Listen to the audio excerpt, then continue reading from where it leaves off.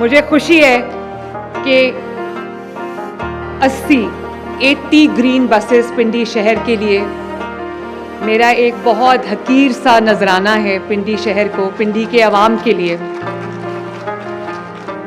तो मैं अल्लाह ताला का ये बड़ा शुक्र है कि मुस्लिम लीग नून जब भी इक़्तिदार में आती मुल्क तरक्की करना शुरू करता। रिकॉर्ड तरक्याती काम जो पिछले 1.5 साल में हुए उनकी शायद मिसाल नहीं मिलती।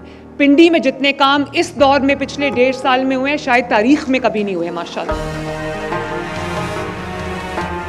नवाज शरीफ की हुकूमत आती है तो मुल्क तरक्की करने लगता है। नवाज शरीफ की हुकूमत, मुस्लिम लीग नून की हुकूमत जाती है तो मुल्क पीछे की तरफ जाने लगता है। लेकिन एक रियलिटी है, कोई माने या ना माने, एक रियलिटी है कि काम करना आता है तो मुस्लिम लीग नून को आता है माशाल्लाह। अवाम की खिदमत करनी आती है तो मुस्लिम लीग नून को आती है।